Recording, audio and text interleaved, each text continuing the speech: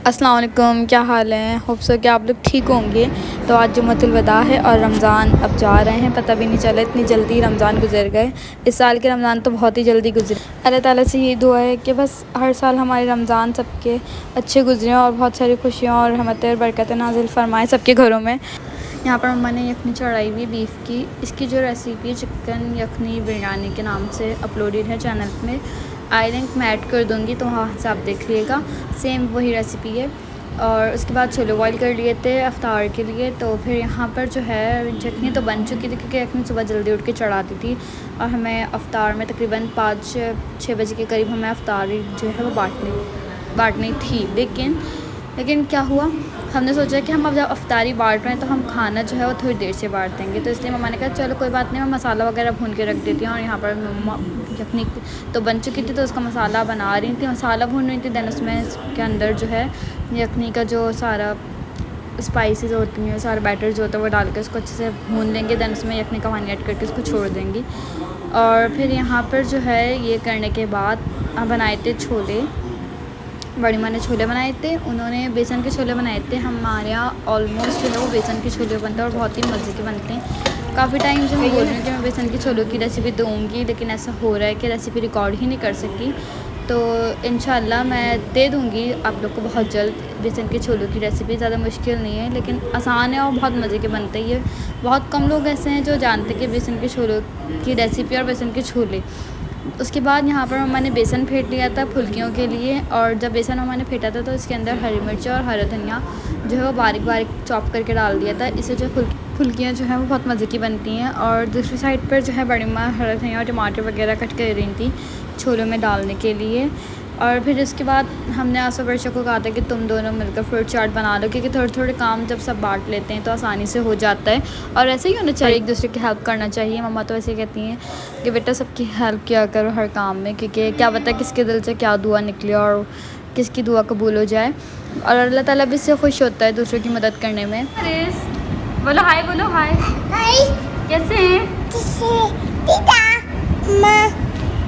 और अब यहाँ पर मम्मा दही फेंट रही थी फुल्कियों के लिए।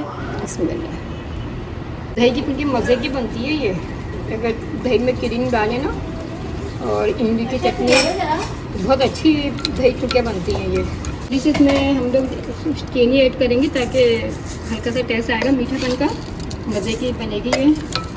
फिर से खाने में भी आ जाए और इस तरह है ना, खाने में भी आगे ऊपर से थोड़ा सा डालेंगे चाट मसाला, फुल्की और अच्छी होती है। इमली की चटनी डालेंगे इसमें।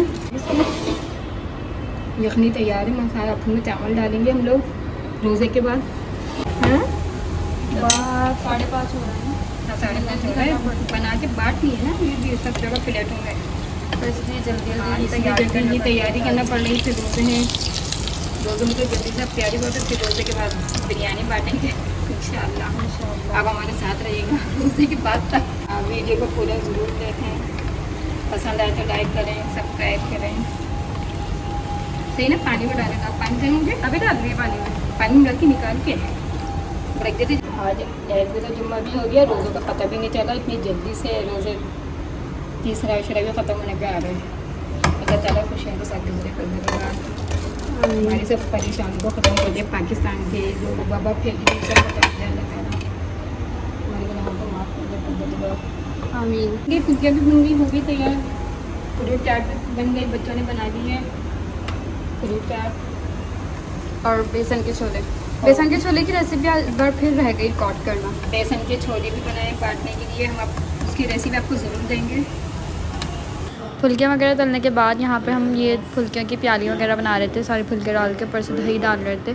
इससे ये होता है कि दही जो फुल्कियाँ जो है दही ज़्यादा सोख नहीं करती, वरना तो फिर दही सारा सोख कर लेती हैं।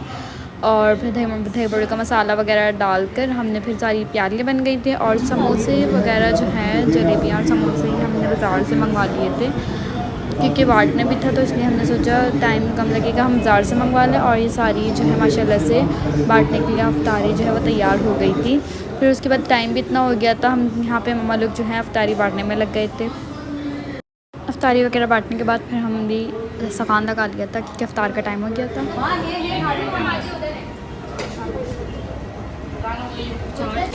और अभी यहाँ पे मम्मा चावल डाल रही हैं। माशाल्लाह से अलविदा जुम्मा बहुत अच्छा गुजरा। आप लोग बताइएगा कि आप लोग का अलविदा जुम्मा कैसे गुजरा और रमज़ान कैसे गुजरे, और आप लोग को हमारी व्लॉग कैसी लगी। अगर आपको वीडियो पसंद आए तो लाइक कीजिएगा, कमेंट कीजिएगा, और अगर आप चैनल पर नए हैं तो चैनल को सब्सक्राइब कर दीजिएगा, बेल आइकन को प्रेस कर दीजिएगा। इससे ये होगा कि हमारी जैसी वीडियो डलेगी वैसे ही आपके पास नोटिफिकेशन आ जाएगा।